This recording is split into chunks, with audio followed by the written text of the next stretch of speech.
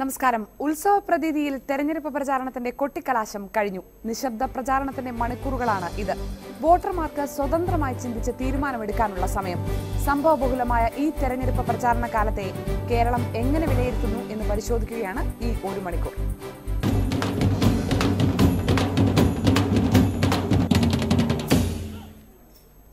കേരളവും ഡൽഹിയും ഉൾപ്പെടെ 14 സംസ്ഥാനങ്ങളിലെ 92 മണ്ഡലങ്ങളിലാണ് മറ്റന്നാൾ തെരഞ്ഞെടുപ്പ് നടക്കുന്നത്.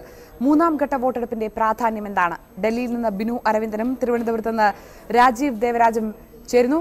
രാജീവ്, ആവേശകരമായ കൊട്ടിക്കലാശം കഴിഞ്ഞു. ഇനി നിശബ്ദ പ്രചാരണം, മനക്കണക്കുകൾ കൂട്ടുന്ന സമയമാണ്. ഇത്തവണത്തെ പ്രചരണ കാലത്തിന്റെ പ്രത്യേകത കേരളത്തിൽ നിന്ന് നോക്കുമ്പോൾ എങ്ങനെയാണ്?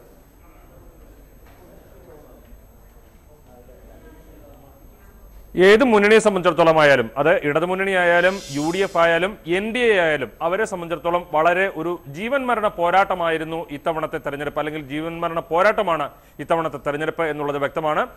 ഇപ്പോഴത്തെ ഭരണകക്ഷിയായ UPAക്കെതിരെ വലിയ ഒരു ഭരണവിരുദ്ധ വികാരം ഉണ്ട് എന്നുള്ള ഒരു കണക്കുകൂട്ടലിലാണ് NDA അല്ലെങ്കിൽ BJPയുടെ നേതൃത്വത്തിലുള്ള മുന്നണി ദേശീയ തലത്തിൽ വലിയ ഒരു പ്രചാരണം നരേന്ദ്രമോദിയെ മുന്നിൽ നിർത്തിക്കൊണ്ട് നടത്തിയത്.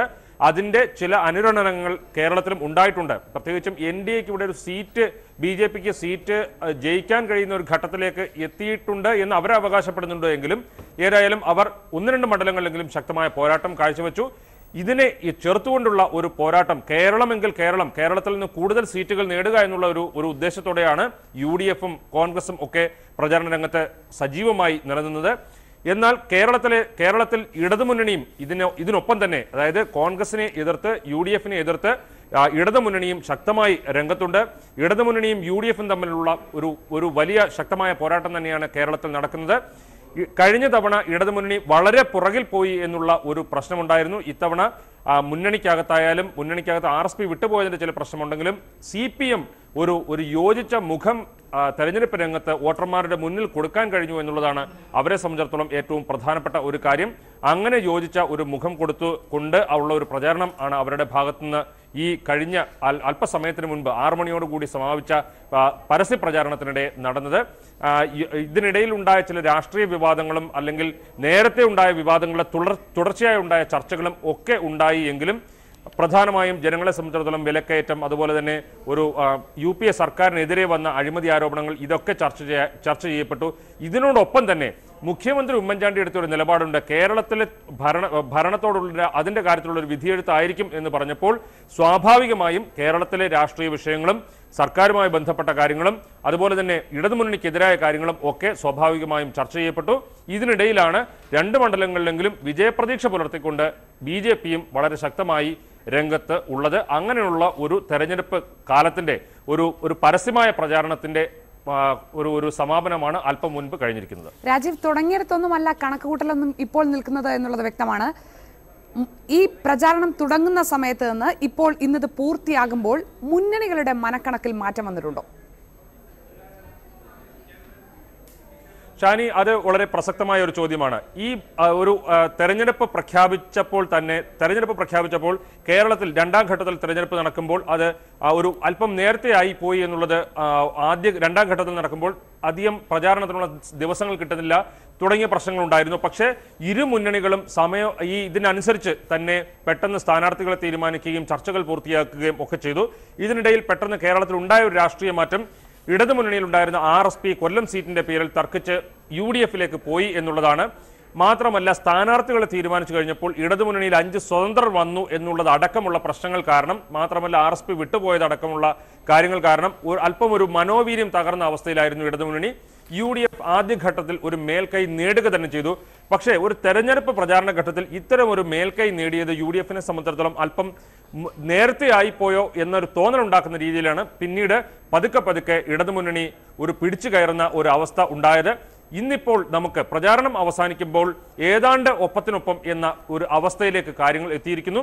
ഇതിനിടെ ഉണ്ടായ ചില രാഷ്ട്രീയ സംഭവവികാസങ്ങളും ഇപ്പോൾ മുഖ്യമന്ത്രിയുടെ ഓഫീസിനെ ഉൾപ്പെടുത്തിക്കൊണ്ട് മുഖ്യമന്ത്രിയുടെ ഓഫീസിനെതിരെ നടത്തിയ ചില പരാമർശങ്ങൾ, ഹൈക്കോടതിയുടെ പരാമർശങ്ങൾ അടക്കമുള്ള വിധിന്യായം വന്നത് അടക്കമുള്ള കാര്യങ്ങളും മറ്റും വിഷയങ്ങളും ഒക്കെ ചേർന്നായാലും ഇടതുമുന്നണി അതിന്റെ ഒരു സംഘടനാ പാഠവും കൊണ്ടും ഒക്കെ UDF-ഉമായി ഏതാണ്ട് ഒപ്പത്തിനൊപ്പം എത്തുന്ന ഒരവസ്ഥയാണ് ഇപ്പോൾ. നമുക്ക് പ്രചാരണം അവസാനിക്കുന്ന ഘട്ടത്തിൽ ശക്തമായ ഒരു പോരാട്ടം ഇരു മുന്നണികളും തമ്മിൽ നടക്കുന്നു എന്നുള്ളതാണ് നമുക്ക് ഇപ്പോൾ കാണാൻ കഴിയുന്നത്. തീർച്ചയായും ബിനു, 92 മണ്ഡലങ്ങൾ കേരളം അടക്കം ഈ ഘട്ടം, മറ്റന്നാൾ വിധി എഴുതാൻ പോകുന്ന തെരഞ്ഞെടുപ്പിലെ ഈ ഘട്ടം രാജ്യത്തിന് എത്രത്തോളം പ്രധാനമാണ്?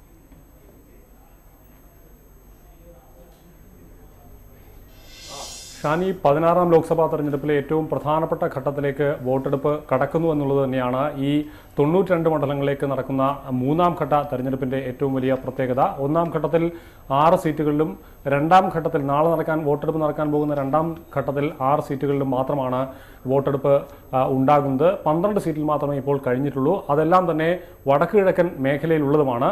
കോൺഗ്രസിനെ സംബന്ധിച്ചിടത്തോളം പ്രധാനപ്പെട്ട ഒരു മേഖല തന്നെയാണ് വടക്ക് കിഴക്കൻ മേഖല. അതിനുശേഷം ഇനി വരാൻ പോകുന്ന ഏറ്റവും പ്രധാനപ്പെട്ട 3ാം ഘട്ടത്തിൽ നടക്കാനിരിക്കുന്ന തെരഞ്ഞെടുപ്പാണ് മറ്റ് പാർട്ടികളെ സംബന്ധിച്ചിടത്തോളം, കോൺഗ്രസിനെയും അതുപോലെ തന്നെ BJP-യെയും മറ്റ് പ്രാദേശിക ശക്തികളെയും ഒക്കെ സംബന്ധിച്ചിടത്തോളം വളരെ പ്രധാനപ്പെട്ട ഒരു ഘട്ടമായി മാറുന്നത്.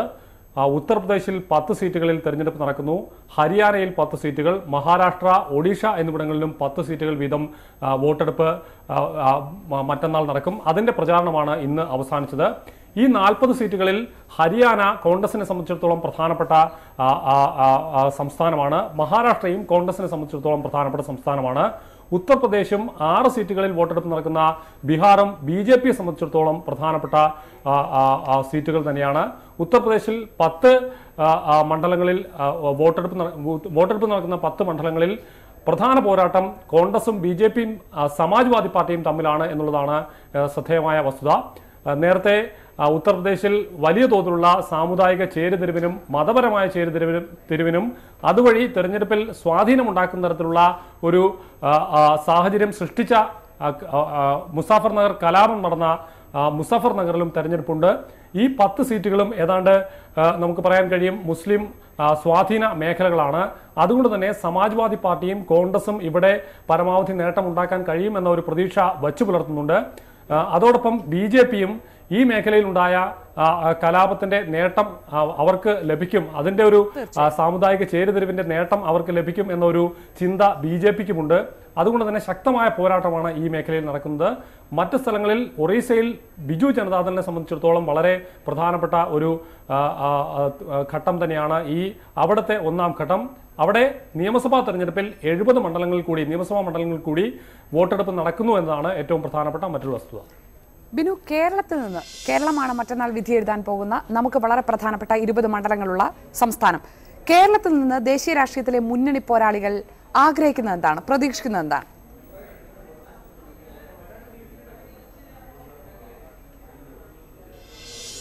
കേരളത്തിൽ ആണ് ഈ 3ാം ഘട്ടത്തിൽ തെരഞ്ഞെടുപ്പ് നടക്കുന്ന സംസ്ഥാനങ്ങളിൽ, 3ാം ഘട്ടത്തിൽ വോട്ടെടുപ്പ് നടക്കുന്ന സംസ്ഥാനങ്ങളിൽ ഏറ്റവും കൂടുതൽ സീറ്റുകൾ ഉള്ളത് കേരളത്തിലാണ്.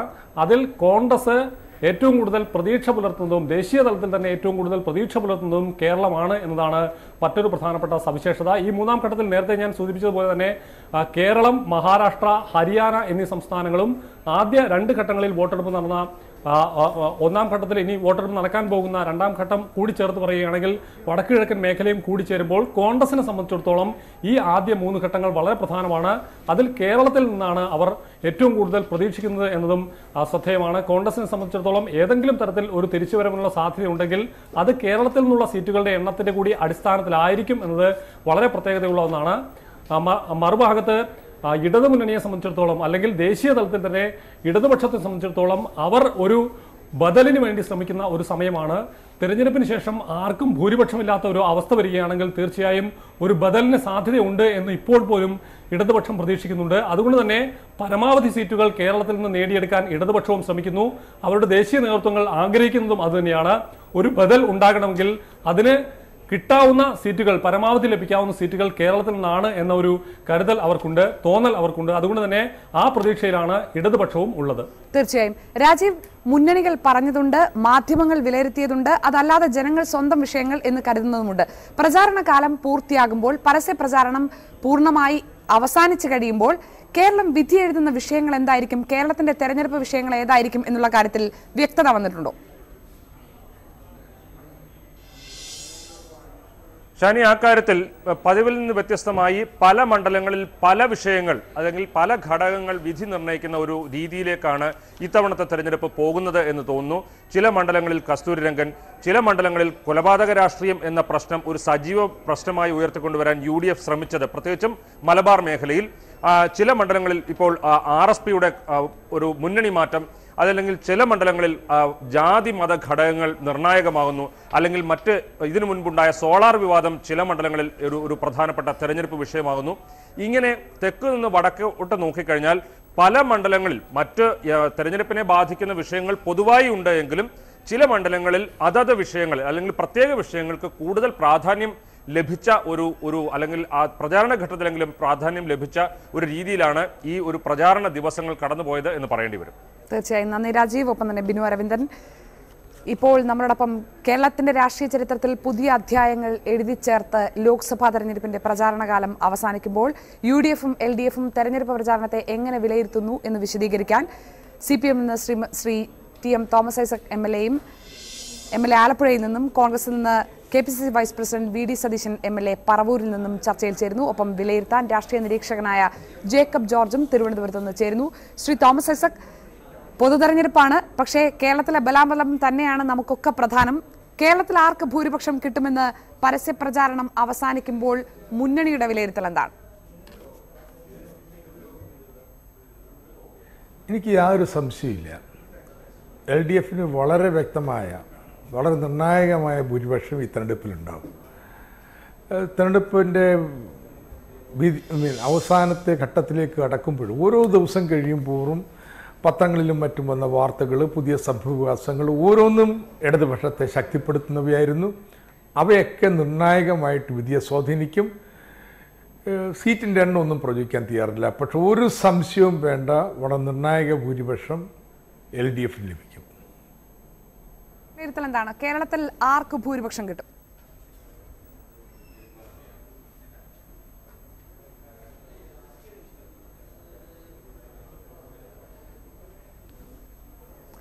ശ്രീ ജേക്കബ് ജോർജ്, താങ്കളുടെ വിലയിരുത്തൽ എന്താണ്? കേരളത്തിൽ ഏത് മുന്നണി മുന്നിലെത്തും എന്നുള്ള ചോദ്യത്തിന് നേരെ ഉത്തരം കിട്ടാവുന്ന ഒരു ഘട്ടമായിട്ടുണ്ടോ പരസ്യ പ്രചാരണം പൂർത്തിയാകുമ്പോൾ? എനിക്കൊന്ന് മൊത്തത്തിൽ നോക്കുമ്പോൾ ഏറ്റവും ഒടുവിൽ നരേന്ദ്രമോദി നേതൃത്വം കൊടുക്കുന്ന NDA മാനിഫെസ്റ്റോ, അതിനകത്തൊരു വർഗീയ അജണ്ട, കേരളം ന്യൂനപക്ഷങ്ങൾക്ക് വളരെയധികം നിർണായകമായ ഒരു പിന്തുണ സാന്നിധ്യമുള്ള സംസ്ഥാനമാണ്. സ്വാഭാവികമായിട്ടും അതുകൊണ്ട് തന്നെ ഒരു ക്രിസ്ത്യൻ മുസ്ലിം ഒരു കൺസോൾട്ടേഷൻ കുറച്ചൊക്കെ UDFന് അത് സഹായകമാകും. അങ്ങനെ ആകുമ്പോൾ ഒരു നേരിയ മുൻതൂക്കം UDFന് പല മണ്ഡലങ്ങളിലും കാണാം. എങ്കിൽ പോലും പണ്ടത്തെ പോലെ തന്നെ ഏറെക്കുറെ തുല്യരായ രണ്ട് ശക്തികളാണ് ഏറ്റുമുട്ടുന്നത്. ഒരു വശത്ത് ഇടതുമുന്നണിയും മറ്റേ വശത്ത് UDFും. ഇതിനിടയ്ക്ക് BJP ഒരു സ്പേസ് കിട്ടാൻ വേണ്ടി വർഷങ്ങളായിട്ട് ശ്രമിച്ചുകൊണ്ടിരിക്കുന്നു. അതിനുള്ള സാധ്യതയും ഇപ്പോഴും തെളിഞ്ഞിട്ടില്ല. സ്വാഭാവികമായിട്ടും BJPയുടെ ഒരു സാന്നിധ്യം കൊണ്ടും ദേശീയ തലത്തിൽ BJP അധികാരത്തിലെത്തും എന്നുള്ള ഒരു സംസാരം കൊണ്ടും പ്രചാരണം കൊണ്ടും ഇന്നിപ്പോൾ 2 ദിവസമായിട്ട് കാണുന്നത് നമുക്കൊരു ചില സൂചനകൾ മാത്രമാണത്. മുസ്ലിം ക്രിസ്ത്യൻ വോട്ടുകൾ കുറച്ചും കൂടെ കോൺഗ്രസിന് അനുകൂലമായിട്ട് വരും. അതുകൊണ്ടൊരു നേരിയ ഒരു മുൻതൂക്കം ചില മണ്ഡലങ്ങളിൽ പൊതുവെ നോക്കുമ്പോഴത്തേക്ക് UDFനുണ്ട് എന്ന് പറയാതെ വയ്യ. അതേസമയം ഇടതുപക്ഷം വളരെ വളരെ ശക്തമായ ഒരു പ്രസൻസിൽ എത്തിക്കഴിഞ്ഞു എന്നും പറയണം. ശ്രീ തോമസ് ഐസക്, താങ്കൾ അതിനോട് യോജിക്കുന്നുണ്ടോ എന്നറിയണം. ഒപ്പം ഒരു പ്രധാന കാരണമുണ്ടാകും. എന്തൊക്കെ കാരണങ്ങൾ പൊതുവായി ചർച്ച ചെയ്താൽ പോലും ഈ തെരഞ്ഞെടുപ്പിൽ കേരളം ഞങ്ങൾക്കൊപ്പം നിൽക്കും എന്നൊരു മുന്നണി വിശ്വസിക്കാൻ ഒരു പ്രധാനപ്പെട്ട കാരണമുണ്ടാകും. അങ്ങനെ ഈ പൊതു തെരഞ്ഞെടുപ്പിൽ, ഈ ലോക്സഭാ തെരഞ്ഞെടുപ്പിൽ കേരളം ഇടതുമുന്നണിക്കൊപ്പം നിൽക്കും എന്ന് നിങ്ങൾക്ക് ബോധ്യപ്പെടാൻ ഈ പ്രചാരണത്തിനിടയിൽ നിങ്ങൾ കണ്ടെത്തുന്ന കാരണം എന്താണ്?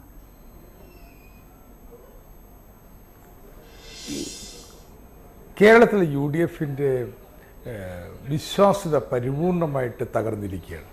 ഈ ഇലക്ഷൻ്റെ തലേന്നല്ലേ ട്രഷറി സ്തംഭനം. ഇന്ന് പോലും ശമ്പളവും പെൻഷനും കൊടുക്കാൻ പറ്റിയിട്ടില്ല. ഇനി അതുമാത്രമല്ല, ഭരണത്തിൻ്റെ നാനാ രംഗങ്ങളിലെ അരാജകത്വം, ഭരണവുമായി ബന്ധപ്പെട്ട് വന്നിട്ടുള്ള ഒട്ടേറെ വിവാദങ്ങൾ, സോളാർ കേസ്, സലീം രാജൻ, ഇതൊക്കെ ഈ സന്ദർഭത്തിൽ ഉയർന്നു വരുന്നതല്ലേ.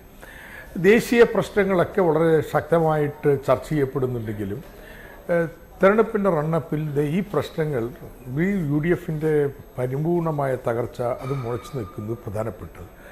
ജേക്കബ് ജോർജ് പറഞ്ഞതിൽ എനിക്ക് അഭിപ്രായ വ്യത്യാസം എന്ന് വെച്ച് കഴിഞ്ഞാൽ നിശ്ചയമായിട്ടും മതന്യൂനപക്ഷങ്ങൾ മോഡിയുടെ വരവിനെ ഭയത്തോടെ കാണുന്നുണ്ട്. പക്ഷേ അതിന് കോൺഗ്രസ് എങ്ങനെ ബദലായിത്തീരുന്നു?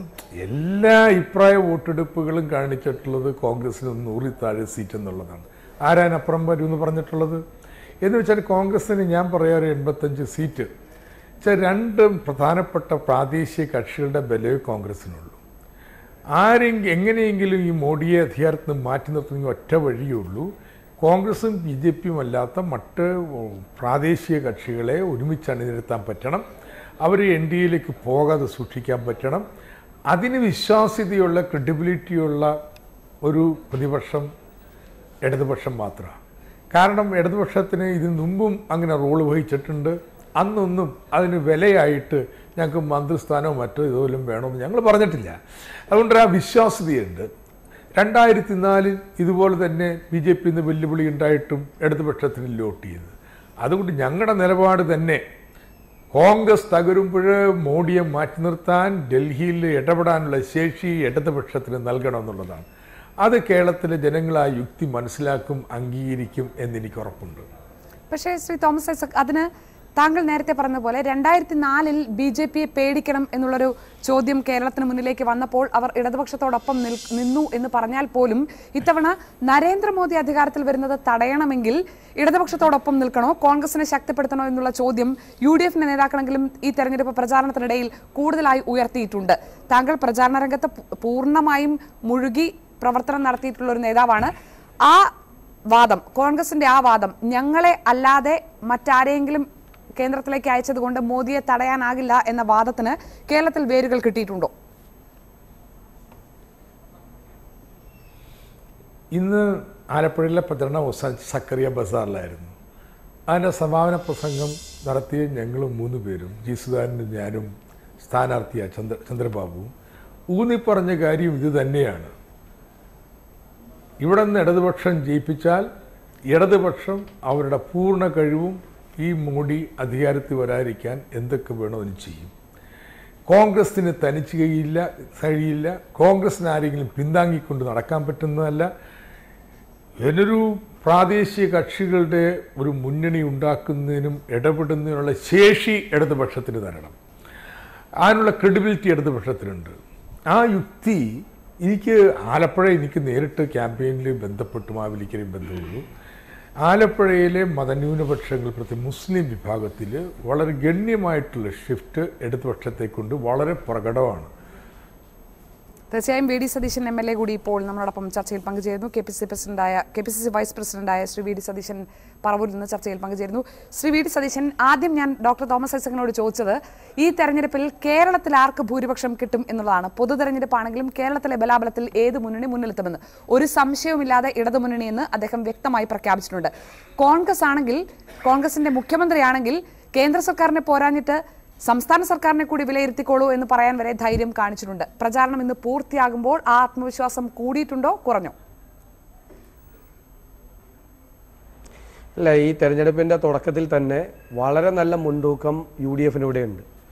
ഞങ്ങൾ നല്ല മുൻതൂക്കത്തോടുകൂടി നല്ല വിജയം നേടുമെന്ന് മാത്രമല്ല, കഴിഞ്ഞ 2009 തെരഞ്ഞെടുപ്പിൽ ഞങ്ങൾക്ക് 20-ൽ 16 സീറ്റ് കിട്ടിയെങ്കിൽ അതിനേക്കാൾ ഒരു സീറ്റെങ്കിലും കൂടുതൽ ജയിക്കാവുന്നൊരു രാഷ്ട്രീയ സാഹചര്യം ഈ തെരഞ്ഞെടുപ്പിൽ ഉണ്ട് എന്ന് വളരെ വ്യക്തമാണ്. ഒന്ന്, തെരഞ്ഞെടുപ്പിൻ്റെ ടേക്ക് ഓഫ് ചെയ്തപ്പോൾ തന്നെ വളരെ അനുകൂലമായ സാഹചര്യം ഞങ്ങൾക്കുണ്ടായി.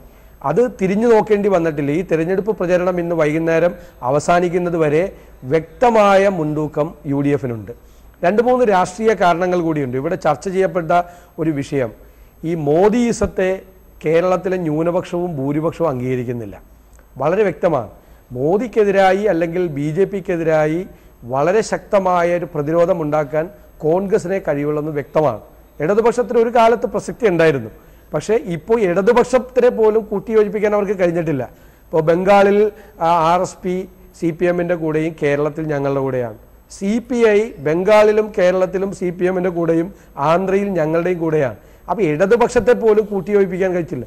ഏറ്റവും പ്രധാനപ്പെട്ട MP-മാർ ജയിച്ചു വരുന്ന സംസ്ഥാനമായ ബംഗാളിൽ CPMൻ്റെ നില വളരെ പരിതാപകരമാണ്. അപ്പോൾ CPM കൊണ്ട് ഈ മോഡിയെ തടഞ്ഞു നിർത്താൻ പറ്റുമെന്നോ ഇടതുപക്ഷമോ മൂന്നാം മുന്നണി എന്നൊക്കെ പറഞ്ഞ് ഇപ്പോൾ വളരെ തമാശയായി ആളുകൾ സംസാരിക്കുന്ന ഒരു വിഷയമാണ്. അത് വളരെ പൊളിഞ്ഞ ഒരു പരീക്ഷണമാണ്. ഒരു കാരണവശാലും വിജയിക്കാത്ത നമുക്കറിയാമല്ലോ, ദേശീയ തലത്തിലെ വികാരം കോൺഗ്രസിനെതിരാണ് എന്ന് ദേശീയ നേതാക്കൾ പോലും സമ്മതിച്ചു തുടങ്ങുന്നിടത്താണ് കേരളത്തിലെ പ്രചാരണം തുടങ്ങിയത് എന്നുള്ളൊരു കൗതുകം കൂടിയുണ്ട്. അത് പോരാഞ്ഞിട്ട് സംസ്ഥാനത്തിന്റെ മുഖ്യമന്ത്രി സംസ്ഥാന സർക്കാരിന്റെ വിലയിരുത്തൽ ആയിക്കോളൂ എന്ന് പറയുകയും ചെയ്തു. കേന്ദ്ര സർക്കാരിന്റെ പ്രതിച്ഛായയെ ആശ്രയിക്കാൻ പ്രയാസം തോന്നിയതുകൊണ്ടാണോ കോൺഗ്രസ് കേരളത്തിൽ പ്രത്യേകിച്ച് സംസ്ഥാന സർക്കാരിന്റെ പ്രതിച്ഛായയെ കൂടുതലായി ആശ്രയിച്ചത്? അല്ല, 3 കാരണങ്ങളുണ്ട്. ഒന്നാമത്തെ കാര്യം, ദേശീയ തലത്തിൽ നല്ല കടുത്ത മത്സരം നടക്കുന്നുണ്ട് എന്നുള്ളതൊരു യാഥാർത്ഥ്യമാണ്. നല്ല യാഥാർത്ഥ്യമാണ്. അത് നമ്മളിപ്പോൾ ഉറപ്പായി നമ്മൾ ജയിക്കുമെന്നല്ല. നല്ല കടുത്ത മത്സരം ദേശീയ തലത്തിൽ നടക്കുകയാണ്. BJP മുന്നണിയും കോൺഗ്രസ് നേതൃത്വം കൊടുക്കുന്ന സംവിധാനവും തമ്മിലുള്ള കഠിനമായ മത്സരം നടക്കുകയാണ്. ആ കാര്യത്തിൽ യാതൊരു സംശയവുമില്ല. കേന്ദ്ര ഗവൺമെന്റിന്റെ നേട്ടങ്ങളാണ് ഞങ്ങൾ ഈ തെരഞ്ഞെടുപ്പിൽ കേരളത്തിലും ഏറ്റവും കൂടുതൽ പ്രചരിപ്പിച്ചത്. അതോടൊപ്പം മുഖ്യമന്ത്രി എന്തുകൊണ്ടാണ് അത് പറഞ്ഞത്? അത്ര ആത്മവിശ്വാസം ഞങ്ങൾക്ക് ഈ തെരഞ്ഞെടുപ്പിനെ സംബന്ധിച്ചുണ്ട്. കേന്ദ്രത്തിനെ സംബന്ധിച്ചിട്ടാണെങ്കിലും കേരളത്തെ സംബന്ധിച്ചിട്ടാണെങ്കിലും ഒരു വിലയിരുത്തൽ നടത്തിയാൽ ഞങ്ങൾക്ക് അനുകൂലമായ സാഹചര്യം ഉണ്ടാവും. രണ്ടാമത്തെ പ്രശ്നം, പലപ്പോഴും നമ്മുടെ അനുകൂലമായ ഘടകങ്ങളും എതിരാളിയുടെ പ്രതികൂലമായ ഘടകങ്ങളുമാണ് നമ്മളെ വിജയത്തിലേക്ക് നയിക്കുന്നത്. ഞങ്ങൾക്കിപ്പോൾ കേരളത്തിൽ ഈ സമീപകാലത്തുണ്ടായ ഏറ്റവും ഒരുമയാണ് ഈ തെരഞ്ഞെടുപ്പിലുണ്ടായത്. UDFന്റെ സീറ്റ് വിഭജനം, അതിനുശേഷമുള്ള കോൺഗ്രസിന്റെ സ്ഥാനാർത്ഥി നിർണയം, അലോസരങ്ങളില്ലാതെ LDF സ്ഥാനാർത്ഥികളെ പ്രഖ്യാപിക്കുന്നതിന് മുൻപ് തന്നെ കോൺഗ്രസിന്റെയും UDFന്റെയും സ്ഥാനാർത്ഥികളെ പ്രഖ്യാപിച്ച് ഞങ്ങൾക്ക് കളത്തിലേക്ക് ഇറങ്ങാൻ കഴിഞ്ഞു. LDFന്റെ സ്ഥാനാർത്ഥി നിർണയം അവരെ വളരെ പുറകിലേക്ക് കൊണ്ടുപോയി. നേരിട്ട് മത്സരിക്കാൻ ധൈര്യമില്ലാതെ ഒരു കാലത്തും ഇല്ലാത്ത തരത്തിൽ 5 സ്വതന്ത്രന്മാരെ, അതിന് വിമർശനമുണ്ടായത് അവരുടെ പാർട്ടിയുടെ CPMന്റെ ജില്ലാ കമ്മിറ്റികളിലും പാർട്ടിയുടെ ഘടകങ്ങളിലുമാണ്. ഈ പറയുന്ന സ്വതന്ത്രന്മാരെ മത്സരിപ്പിക്കുന്നതിനായി പാർട്ടിയിൽ തന്നെ വലിയ പ്രതിഷേധം ഉണ്ടായി. ഈ പല സ്ഥലങ്ങളിലും, ഈ പറയുന്ന 4-5 സ്ഥലങ്ങളിൽ മത്സരത്തിലേക്ക് വരുന്നതിന് തന്നെ ഇടതുമുന്നണിക്ക് വളരെയധികം സമയമെടുത്തു. കാരണം സ്വന്തം അണികളെ സമാധാനിപ്പിച്ചെടുക്കുന്ന സ്ഥിതിയെല്ലാം വന്നു. അത് തുടക്കത്തിൽ ഞങ്ങൾക്ക് കിട്ടിയ ഒരു വലിയ എഡ്ജാണ്. അതുപോലെ ഒരു പ്രധാനപ്പെട്ട വിഷയമുണ്ട്. CPM ആണല്ലോ ഇടതുപക്ഷത്തിന് നയിക്കുന്നത്. CPM അതിൻ്റെ ചരിത്രത്തിലെ ഏറ്റവും വലിയ പ്രതിരോധത്തിൽ നിൽക്കുന്ന ഒരു കാഴ്ചയാണ് തെരഞ്ഞെടുപ്പ്. അക്രമ രാഷ്ട്രീയം മാത്രമല്ല, ആ പാർട്ടിയെ മൊത്തമായി ബാധിച്ചിരിക്കുന്ന ജീർണത, അതിൻ്റെ കൂടെ ഉണ്ടായിരുന്ന ലക്ഷക്കണക്കിന് വരുന്ന കമ്മ്യൂണിസ്റ്റ് സഹയാത്രികന്മാർ ആ പാർട്ടിയുടെ പിന്തിരിപ്പൻ സ്വഭാവത്തോടും അവരുടെ അക്രമ രാഷ്ട്രീയത്തോടും മനോഭാവത്തോടും വിട പറഞ്ഞുകൊണ്ടുവന്ന വലിയൊരു ഷിഫ്റ്റ് ഇരു മുന്നണികളും ഉന്നയിച്ചിട്ടുണ്ട് എന്നുള്ളത് പ്രധാനമാണ്. ഞാൻ തിരിച്ചെത്താം ശ്രീ വി ഡി സതീശൻ. ഈ തെരഞ്ഞെടുപ്പിൽ അങ്ങനെ ചർച്ച ചെയ്യപ്പെട്ട ഏറ്റവും പ്രധാനപ്പെട്ട ചില സംഭവങ്ങളുടെ പെട്ടെന്നൊന്ന് കടന്നു പോകാം. RSPയുടെ മുന്നണി മാറ്റം തന്നെയാണ് ഈ തെരഞ്ഞെടുപ്പിലെ ഏറ്റവും പ്രധാനപ്പെട്ട സംഭവം. RSPയുടെ തീരുമാനത്തിന്റെ ശരിയും തെറ്റുമാകും കൊല്ലത്തെ വോട്ടർമാർ ഇത്തവണ വിലയിരുത്തുന്നത്.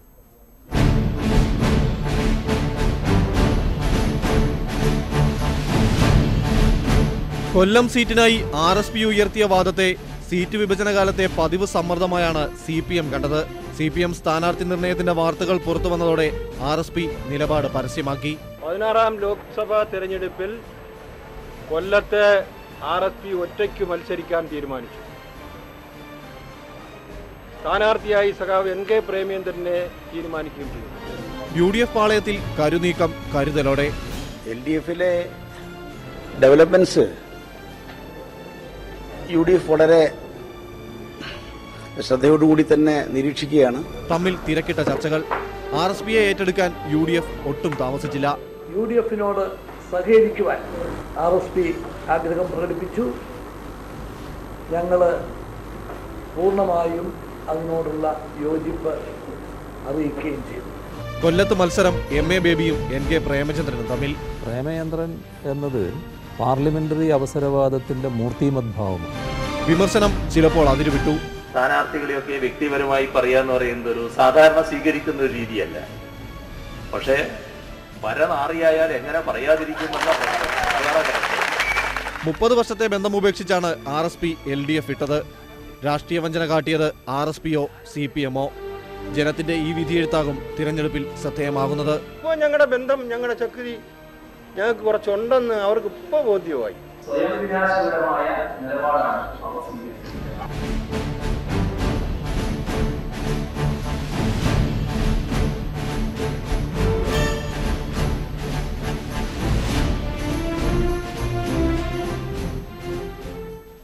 ഡോക്ടർ തോമസ് ഐസക്, RSPയുടെ മുന്നണി മാറ്റം ഈ തെരഞ്ഞെടുപ്പിൽ കേരളത്തിൽ അങ്ങോളം ഇങ്ങോളം ചർച്ച ചെയ്ത വിഷയമാണ്. 2 സാധ്യതകളേ ഉള്ളൂ ഉത്തരത്തിന്, ജയം അല്ലെങ്കിൽ പരാജയം. RSPയുടെ മുന്നണി മാറ്റത്തിന് തെരഞ്ഞെടുപ്പിൽ കിട്ടുന്ന ഉത്തരത്തെ CPM എങ്ങനെ കാണും? RSP ഇടതുപക്ഷം മുന്നിൽ വിട്ടുപോയത് ദൗർഭാഗ്യകരമാണ്. പക്ഷേ എന്തുകൊണ്ട് വിട്ടുപോയി എന്നുള്ള എൻ്റെ ഉള്ളറ കഥകൾ ഇന്ന് മനസ്സിലാക്കുമ്പോൾ 10 മടങ്ങ് വാശിയോടെയാണ് കൊല്ലത്തടക്കമുള്ള മണ്ഡലങ്ങളിൽ ഇന്ന് ഞങ്ങളുടെ പ്രവർത്തകർ നിൽക്കുന്നത്. തികച്ചൊരു വഞ്ചന. ഇതെങ്ങനെ ചെയ്യാൻ കഴിയുമെന്ന് മനസ്സിലാക്കുന്നത്. കസ്തൂരിരംഗം പ്രശ്നത്തിൽ കേരള കോൺഗ്രസിൽ നിന്ന് UDF വിടാനുള്ളൊരു നീക്കം, ആ നീക്കത്തെ പ്രതിരോധിക്കുന്നതിന് വേണ്ടി LDFിൻ്റെ ഘടകകക്ഷിയെ സ്വാധീനിച്ചെടുക്കാനുള്ള പരിശ്രമം, അതിൽ കരുവായിട്ട് ഇവർ നിൽക്കുക. ഇതുവരെ പറഞ്ഞ മുഴുവൻ കാര്യങ്ങളും വിഴുങ്ങുക. ഒരു ദിവസം കൊണ്ടെങ്ങനെയാണ് നയം കീഴ്മയും അറിയുന്നത്? ഒരു നിലപാട് മാറ്റമല്ലേ? അപ്പോൾ ഒരു നയം, നിങ്ങൾക്കൊരു സീറ്റിൻ്റെ വിലയുള്ളൂ നിങ്ങളുടെ ഇതുവരെ പറഞ്ഞ മുഴുവൻ രാഷ്ട്രീയത്തിനും എന്നുള്ള പാപ്പരത്വം, രാഷ്ട്രീയ പാപ്പരത്വം ജനങ്ങൾ മനസ്സിലാക്കും. ഇത് രാഷ്ട്രീയമായ വശം. ഇവരുടെ എണ്ണത്തിലുള്ള സ്വാധീനം എടുത്തിട്ടുണ്ടെങ്കിൽ കൊല്ലത്ത് RSPക്ക് ഒരു 25,000 വോട്ട്, അതാണ് ഞങ്ങൾ കണക്കാക്കുന്നത്. കൊല്ലം മണ്ഡലത്തിന് പുറത്താണെങ്കിൽ നാമമാത്രമാണെന്ന്, അതൊന്നും ഒരു ചലനവും ഒരു മണ്ഡലത്തിലും സൃഷ്ടിക്കുന്നില്ല. പക്ഷേ ഒരു പ്രചരണത്തിൻ്റെ ഒരു ഘട്ടത്തിൽ ഒരു രാഷ്ട്രീയമായിട്ടും സൈക്കോളജിക്കലായിട്ടും ഒരു ഇടതുപക്ഷ മുന്നണിക്കെതിരായിട്ട് ആക്രമണം നടത്തുന്നതിന് ഒരു കരുവായിട്ട് ഇവർക്ക് ആയുധം കിട്ടി. പക്ഷേ ഇന്ന് ആ എഡ്ജെല്ലാം പോയി കഴിഞ്ഞിരിക്കുന്നത്, പ്രത്യേകിച്ച് പീതാംബരക്കുറുപ്പിൻ്റെ വെളിപ്പെടുത്തലിനോടുകൂടി ഞങ്ങളൊക്കെ ഇടതുപക്ഷ മുന്നണിയിലെ അണികളെ സംബന്ധിച്ചിടത്തോളം ഈ പ്രശ്നം സെറ്റിൽഡാണ്. ഈ തെരഞ്ഞെടുപ്പിൽ നല്ലൊരു തോൽവി പ്രേമചന്ദ്രന് കൊടുത്താൽ മാത്രമേ ഇവർ രാഷ്ട്രീയ പാഠം പഠിക്കൂ എന്നുള്ളൊരു വാശി കൊല്ലത്ത് വന്നിട്ടുണ്ട്. അതുകൊണ്ട് ഇന്നത്തെ RSPയുടെ അന്ത്യമായിരിക്കും, കേരളത്തെ അന്ത്യമായിരിക്കും കൊല്ലത്തുണ്ടാവും. ശ്രീ VD സതീശൻ, RSPയുടെ ചാട്ടം ആർക്ക് നേട്ടമാകും? UDF ഉത്തരം എങ്ങനെ വായിക്കും? ഞാൻ നേരത്തെ സൂചിപ്പിച്ചതുപോലെ RSP കഴിഞ്ഞ 5 വർഷം മുമ്പുള്ള തെരഞ്ഞെടുപ്പിൽ LDFിൻ്റെ കൂടെ 3 പതിറ്റാണ്ടിലേറെ കാലം നിന്ന ശ്രീ വീരേന്ദ്രകുമാർ വിട പറഞ്ഞു. അന്നും തോമസ് ഐസക്കിനെ പോലുള്ള CPM നേതാക്കന്മാർ ഇതേപോലുള്ള പ്രതികരണമാണ് നടന്നത്. അന്ന് ശ്രീ വീരേന്ദ്രകുമാറിൻ്റെ നേതൃത്വത്തിലുള്ള സോഷ്യലിസ്റ്റ് ജനതയുടെ UDFിലുള്ള വരവ് മലബാറിലെ മുഴുവൻ സമവാക്യങ്ങളും മാറ്റിമറിച്ചു. ഇന്ന് RSP ചെറിയ പാർട്ടിയാകാം, പക്ഷേ RSP പോകുന്നതോടുകൂടി ഈ ഇടതുപക്ഷം എന്നതിൻ്റെ പ്രസക്തി തന്നെ ഇല്ലാതായി എന്നുള്ള ഒരു ഫീലിംഗ് വളരെ നന്നായി വന്നു. ഇടതുപക്ഷത്തിനെ പോലും കൂട്ടി നിർത്താൻ പറ്റാത്ത ആളുകളാണ് മൂന്നാം ബദലിനെക്കുറിച്ചും കോൺഗ്രസിനും BJPക്കും എതിരായ ബദലിനെക്കുറിച്ചൊക്കെ സംസാരിക്കുന്നത് എന്നുള്ളതിൻ്റെ ഒരു രാഷ്ട്രീയമായ അപ്രസക്തി, ഒരു പ്രസക്തിയില്ലായ്മ CPMൻ്റെ ബോധ്യപ്പെട്ടു. പിന്നെ ഏറ്റവും അവസാനം കമ്മ്യൂണിസ്റ്റ് പാർട്ടിയുടെ സെക്രട്ടറിയായ ശ്രീ പിണറായി വിജയൻ NK പ്രേമചന്ദ്രനെ പോലുള്ള കേരളത്തിലെ ഒരു മാന്യനായ, അപ്പുറത്ത് നിൽക്കുമ്പോൾ പോലും ഉള്ളൊരു മാന്യനായ രാഷ്ട്രീയ പ്രവർത്തകനെതിരായിട്ട് ഈ തെരഞ്ഞെടുപ്പിൽ നടത്തിയ പരാമർശം, എനിക്ക് തോന്നുന്നു ഇന്ത്യയിൽ മറ്റൊരിടത്തും ഒരു രാഷ്ട്രീയ നേതാവും മറ്റൊരു നേതാവിനെക്കുറിച്ച് ഇങ്ങനെ പറഞ്ഞിട്ടില്ല എന്ന് തോന്നുന്നു. അപ്പം ഞാനും ശ്രീ തോമസ് ഐസക്കും തമ്മിൽ എത്രയോ സംവാദങ്ങൾ നടന്നിട്ടുണ്ട്, എത്രയോ ചർച്ചകൾ നടന്നിട്ടുണ്ട്. ഓരോ ചർച്ചകൾ അവസാനിക്കുമ്പോഴും ഞങ്ങൾ പരസ്പര ബഹുമാനം വർദ്ധിപ്പിച്ചിട്ടാണ് പോകുന്നത് എന്നാണ് എൻ്റെ ധാരണ. അപ്പോൾ രാഷ്ട്രീയ നേതാക്കന്മാർ, ഞാൻ ഉൾപ്പെടെയുള്ള രാഷ്ട്രീയ നേതാക്കന്മാർക്ക് അപമാനകരമായ പരാമർശമാണ് ശ്രീ പിണറായി വിജയൻ നടത്തിയത്. രാഷ്ട്രീയ പ്രവർത്തകരുടെയും നേതാക്കന്മാരുടെയും ജനങ്ങളുടെ മുന്നിൽ മതിപ്പില്ലാതാക്കാൻ നടത്തിയ ആ പ്രയോഗം. ഞാനൊരു ചോദ്യം ചോദിക്കട്ടെ. ഈ രാഷ്ട്രീയ സത്യസന്ധതയെക്കുറിച്ചാണല്ലോ തോമസ് ഐസക് ചോദിച്ചത്. പ്രേമചന്ദ്രനെയും RSPയുടെ നേതാക്കന്മാരെയും സ്വീകരിച്ച UDF യോഗത്തിൽ ഞാൻ പങ്കെടുത്തിട്ടുണ്ടായിരുന്നു. ഞങ്ങളുടെ UDFിൻ്റെ പ്രധാന ഉന്നതതല സമിതി യോഗം. ആ യോഗത്തിൽ പങ്കെടുത്ത പ്രേമചന്ദ്രനെ കൈനീട്ടി സ്വീകരിച്ച CMBയിലെ KR അരവിന്ദാക്ഷനെ ഈ ഇടതുമുന്നണിയിലേക്ക് കൊണ്ടുപോകാൻ, അപ്പോൾ പ്രേമചന്ദ്രനെ ഈ വാക്ക് ഉപയോഗിച്ച, എതിരായി ഈ വാക്ക് ഉപയോഗിച്ച പിണറായി വിജയൻ എന്താണ് അരവിന്ദാക്ഷനെ വിളിക്കാൻ പോകുന്നത്? മാത്രമല്ല KPCCയുടെ ഏറ്റവും അവസാനത്തെ എക്സിക്യൂട്ടീവ് യോഗത്തിൽ പങ്കെടുത്ത് സംസാരിച്ച പീലിപ്പോസ് തോമസ് പത്തനംതിട്ടയിൽ CPM സ്ഥാനാർത്ഥിയാവുക. ഈ മാനദണ്ഡമാണെങ്കിൽ പീലിപ്പോസ് തോമസിനെ എന്ത് പേര് ചൊല്ലിയാണ് ശ്രീ പിണറായി വിജയൻ വിളിക്കാൻ പോകുന്നത്? ഇതേ കാര്യം തന്നെ മലപ്പുറത്തെ പൊന്നാനിയിലെ സ്ഥാനാർത്ഥി അബ്ദുറഹ്മാൻ KPCC അംഗമായിരുന്നു, അങ്ങോട്ട് പോയി. അപ്പോൾ അഭിപ്രായം മാറുകയും നിലപാട് മാറ്റുകയും ചെയ്ത നേതാക്കന്മാരെ പ്രേമചന്ദ്രൻ ഒറ്റയ്ക്കല്ലല്ലോ വന്നത്. പ്രേമചന്ദ്രൻ ഒരു പാർട്ടിയാണ്, അദ്ദേഹം കൊള്ളുന്ന പാർട്ടിയാണ് ഒരു തീരുമാനമെടുത്ത് UDFന്റെ ഭാഗമായി തീരുമാനിച്ചത്. അതിന്റെ കാരണങ്ങൾ അവർ ഉണ്ടാകും. അതിലേക്ക് വരുന്നതിന് മുൻപ് പക്ഷേ ഈ തെരഞ്ഞെടുപ്പിൽ ഏറ്റവും ശ്രദ്ധേയമായ നിലപാട് മാറ്റം, ചർച്ച ചെയ്യപ്പെട്ട നിലപാട് മാറ്റം VS അച്യുതാനന്ദന്റെ നിലപാട് മാറ്റമാണ്. ഇത്തവണ തെരഞ്ഞെടുപ്പ് പ്രചാരണ രംഗത്തെ കൂടുതൽ നാടകീയമാക്കിയതും അതാണ്. TP കേസിൽ CBI അന്വേഷണം ആവശ്യപ്പെട്ട് സർക്കാരിന് കത്തയച്ച VS തൊട്ടു പിന്നാലെ പാർട്ടി നടത്തിയ അന്വേഷണത്തിൽ തൃപ്തനായി പാർട്ടിക്ക് വഴിപ്പെട്ടു. VSന്റെ നിലപാട് മാറ്റം തെരഞ്ഞെടുപ്പിലെ മുഖ്യ ചർച്ചയായി.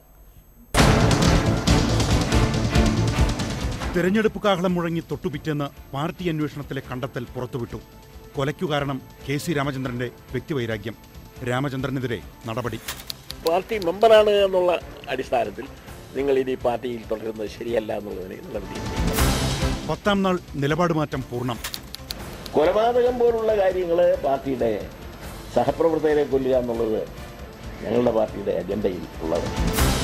SNC ലാവ്ലിൻ കേസിലെ നിലപാട് എന്തെന്നറിയാനേ ബാക്കിയുണ്ടായിരുന്നുള്ളൂ. കോടതി വിജയനെ വെറുതെ വിട്ടിരിക്കുന്ന സാഹചര്യത്തിൽ ഇപ്പോൾ അദ്ദേഹം അഴിമതിക്കാരൻ ആണ് എന്ന് പറഞ്ഞു. നിലപാട് മാറ്റം ചൂണ്ടിക്കാട്ടി മാധ്യമങ്ങൾക്കും പഴി. കഥയില്ലായ്മയെ നിന്റെ പേർ മാധ്യമങ്ങളാണോ എന്ന് ഞാൻ ചോദിക്കുന്നില്ല. മാധ്യമങ്ങൾ ഇന്നത്തെ യാഥാർത്ഥ്യങ്ങൾ മറച്ചു വെക്കാൻ വേണ്ടി ഇതിങ്ങനെ ആവർത്തിച്ച് ചോദിച്ച് ക്ഷീണിക്കണ്ട. ഈ മാറ്റത്തിൽ ഏറ്റവും അധികം ആശ്വസിച്ചത് പാർട്ടി സെക്രട്ടറി പിണറായി വിജയൻ. VSനെ വളഞ്ഞിട്ട് ആക്രമിക്കാനാണല്ലോ ഇപ്പോൾ കുറേ ആളുകൾ ശ്രമിച്ചുകൊണ്ടിരിക്കുന്നത്. എന്തിനാണ് അദ്ദേഹത്തെ അങ്ങനെ വളഞ്ഞിട്ട് ആക്രമിക്കുന്നത്? ഒരു തെരഞ്ഞെടുപ്പ് ദിവസം കണ്ണീരൊപ്പാൻ വീട്ടിലെത്തിയ VS മറ്റൊരു തെരഞ്ഞെടുപ്പ് കാലത്ത് ചുവടുമാറ്റിയത് TPയുടെ ഭാര്യ രമയ്ക്ക് നടുക്കമായി. അത് സ്വന്തം മനസാക്ഷിയെ വഞ്ചിക്കലായിരിക്കും. അങ്ങനെ ഒരു നിലപാട് VSനെടുത്ത് മുന്നോട്ട് പോകാൻ കഴിയുമോ എന്നുള്ള കാര്യത്തിൽ എനിക്ക് സംശയമാണ്. VSന്റെ നിലപാട് മാറ്റത്തിലൂടെ UDFന് നഷ്ടമായത് മൂർച്ചയേറിയ ഒരായുധം.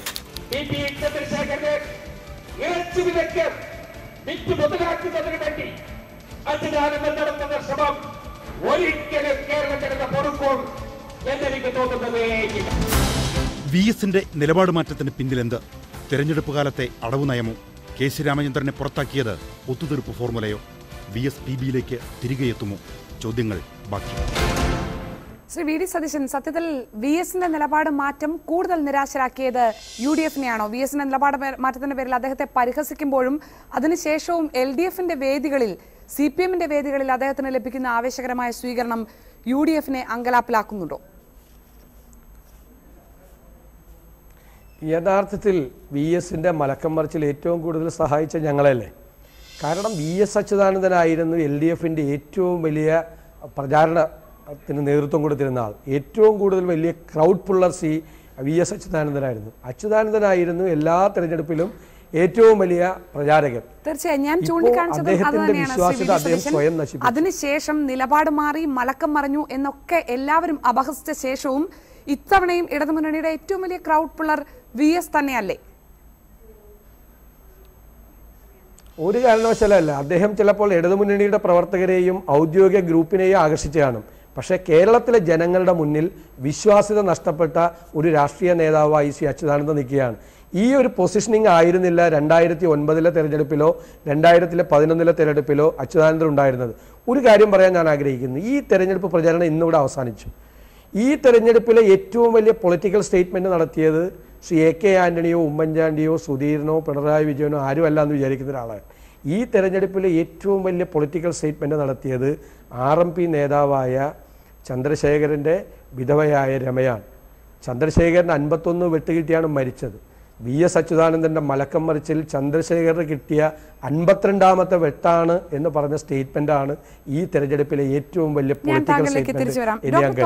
കാര്യങ്ങൾ വളരെ പാർട്ടിയോട് ഇണങ്ങി നിൽക്കുന്ന VS ആണോ, നേതൃത്വത്തിനെതിരെ പോരാടുന്ന VSന്റെ പ്രതിച്ഛായയാണോ ഒരു തെരഞ്ഞെടുപ്പിൽ എല്ലാ കാലത്തും CPMന് ഗുണം ചെയ്തിട്ടുള്ളത്? ഈ തെരഞ്ഞെടുപ്പിൽ CPM അത് മിസ് ചെയ്യുമോ?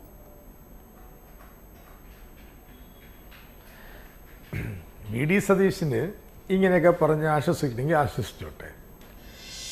2009 തെരഞ്ഞെടുപ്പിൽ ഞങ്ങൾക്കിങ്ങനെ തിരിച്ചടി വന്നത് എങ്ങനെയാണ്? ഒരു മുഖ്യ ഘടകം ഏറ്റവും വലിയ ഇടതുപക്ഷ പാർട്ടിയെ CPIഎമ്മിനുള്ളിൽ ഉണ്ടായിട്ടുള്ള വിഭാഗീയമായ ഭിന്നിപ്പ്, പാർട്ടി നിലപാടിൽ നിന്ന് പരസ്യമായിട്ട് വ്യത്യസ്ത നിലപാട് മുഖ്യമന്ത്രിയായിരുന്ന VS സ്വീകരിച്ചത്, തെരഞ്ഞെടുപ്പ് അടവുകളെക്കുറിച്ചുള്ള പരസ്യമായ വിവാദങ്ങളും വിമർശനങ്ങളും, ആ പശ്ചാത്തലത്തിൽ 2009 തോൽവി ഏതാണ്ട് അനിവാര്യമായിരുന്നു. 2011 പോലും അവസാന നിമിഷം വരെ ഈ തർക്കങ്ങൾ നിന്നു. ഇപ്പോൾ നെയ്യാറ്റിൻകര തെരഞ്ഞെടുപ്പ്, ഈ ഭിന്നിപ്പും അത് പരസ്യമായിട്ടുള്ള വിവാദങ്ങളും തിരിച്ചടിയിലേക്ക് നയിച്ചു. ഇതിൽ നിന്നൊക്കെ വളരെ വ്യത്യസ്തമായ സാഹചര്യം സംജാതമായിരിക്കുകയാണ്. VS പാർട്ടി നിലപാട് സ്വീകരിക്കുന്നു. CPIM നേതൃത്വം ഒറ്റക്കെട്ടായിട്ട് തെരഞ്ഞെടുപ്പിനെ നേരിടുന്നു. ഒരേ നിലപാടുകൾ ഏതാണ്ട് എല്ലാ പ്രശ്നങ്ങളിലും അവർ സ്വീകരിക്കുന്നു. ഇത് പാർട്ടി അണികളിൽ ഉണ്ടാക്കിയിട്ടുള്ള ഉന്മേഷം വളരെ വളരെ വലുതാണ്. പാർട്ടി അണികളിൽ മാത്രമല്ല, ഇടതുപക്ഷ അനുഭാവികൾക്കിടയിൽ പോലും ഉണ്ടാക്കിയിട്ടുള്ള ആവേശം വളരെ വലുതാണ്. അത് അച്യുതാനന്ദന്റെ ഇപ്പോഴത്തെ യോഗങ്ങളെല്ലാം കണ്ടാൽ എല്ലാവർക്കും ബോധ്യമാവും. തീർച്ചയായും അങ്ങനെ അവകാശപ്പെടാം, CPM അങ്ങനെ അവകാശപ്പെടുന്നുണ്ടാകും. പക്ഷേ ശ്രീ ജേക്കബ് ജോർജ്, നേരത്തെ ശ്രീ VD സതീശൻ ചൂണ്ടിക്കാണിച്ച ആ പ്രസ്താവനയിൽ ഉള്ളതുപോലെ VSന്റെ വോട്ടർമാർ പക്ഷേ ഇവരൊക്കെയാണോ എന്നുള്ളതാണ്. ഈ തെരഞ്ഞെടുപ്പിൽ VSന്റെ നിലപാട് മാറ്റം എങ്ങനെ പ്രതിഫലിക്കും? തീർച്ചയായിട്ടും എനിക്ക് തോന്നുന്നു VSന്റെ നിലപാട് മാറ്റം കൊണ്ട് VS ഇപ്പോൾ സ്വീകരിച്ചിരിക്കുന്ന പാർട്ടിക്ക് അനുകൂലമായ ഒരു നിലപാടെടുത്തത് വഴി അദ്ദേഹം പ്രചരണത്തിൽ ഇറങ്ങി ഇപ്പം കഴിഞ്ഞ ദിവസം ആലപ്പുഴയിലൊക്കെയുള്ള പ്രകടനം കണ്ടാൽ ജനങ്ങൾ വളരെ ആവശ്യത്തോടു കൂടിയാണ് VSനെ കാണാനും കേൾക്കാനും തടിച്ചുകൂടുന്നത്. ഒരു വലിയ മാറ്റം പാർട്ടി അണികളിലും പാർട്ടിയുടെ സഹയാത്രികർക്കിടയിൽ ഉണ്ടാക്കിയിട്ടുള്ള ഈവൻ ബെർലിൻ കുഞ്ഞേന്ദ്രൻ നായർ പോലും വ്യക്തമായ ഒരു നിലപാട് മാറ്റമായിട്ട് രംഗത്ത് വന്നിരിക്കുന്നു. കണ്ണൂർ, കാസർഗോഡ് തുടങ്ങിയ മണ്ഡലങ്ങളിൽ പോലും അത് CPMന് പ്രയോജനം ചെയ്യും, യാതൊരു സംശയമില്ല. VS ഇങ്ങനെയൊരു നിലപാട് മാറിയത് RMPക്ക് ഒരു ക്ഷീണമായിട്ടുണ്ട്. UDFന് പ്രത്യേകിച്ചും അത് VD സതീശൻ്റെ വാക്കുകളിൽ വളരെ പ്രകടമാണ്. സ്വാഭാവികമായിട്ടും VS നേരത്തെ എടുത്തിരുന്ന ഒരു വ്യതിയാനം ആയിരുന്നു അവർക്കൊക്കെ സ്വീകാര്യം. അത് മാറി VSന്റെ ഇപ്പോൾ ഈ തെരഞ്ഞെടുപ്പിൽ ഞാൻ നേരത്തെ പറഞ്ഞതുപോലെ ഇടതുമുന്നണി അല്പം പച്ച പിടിച്ച് നിൽക്കുന്നുണ്ടെങ്കിൽ അതിനൊരു പ്രധാനപ്പെട്ട കാരണം VS ഫാക്ടർ തന്നെയാണ് ഇടതുമുന്നണിക്ക് അനുകൂലമായിട്ട് വരുന്നത്. ഇനിയും പ്രധാനപ്പെട്ട വിഷയങ്ങൾ ബാക്കിയാണ്. മുഖ്യമന്ത്രിക്കെതിരായ കോടതി പരാമർശങ്ങൾ, കസ്തൂരിരംഗൻ, കേരളത്തിൽ ചർച്ചയായ പ്രധാനപ്പെട്ട വിഷയങ്ങൾ, അഴിമതി, വിലക്കയറ്റം തുടങ്ങിയ കാര്യങ്ങൾ എങ്ങനെ ഈ തെരഞ്ഞെടുപ്പിൽ ചർച്ചയാകും എന്നുള്ള വിഷയത്തിലേക്ക്, ചോദ്യങ്ങളിലേക്ക് തിരിച്ചു വരാം ഒരു ചെറിയ ഇടവേളയ്ക്ക് ശേഷം.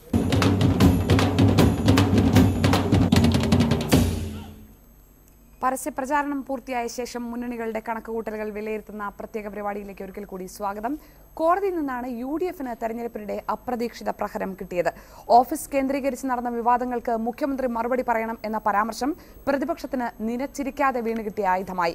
ജനകീയ കോടതി വിധി പറയട്ടെ എന്ന നിലപാടാണ് മുഖ്യമന്ത്രി സ്വീകരിച്ചത്. സോളാർ കേസും സരിത എസ് നായരും തിരഞ്ഞെടുപ്പ് ഗോദയിലേക്ക് ഇറങ്ങില്ലെന്ന UDFന്റെ ആശ്വാസത്തിലേക്കാണ് ഹൈക്കോടതിയുടെ പ്രഹരമെത്തിയത്. മുഖ്യമന്ത്രിയുടെ മുൻ ഗഡ്മാൻ സലീം രാജ് ഉൾപ്പെട്ട കടകംപള്ളി, കളമശ്ശേരി ഭൂമി തട്ടിപ്പ് കേസുകൾ CBIക്ക് വിട്ടു.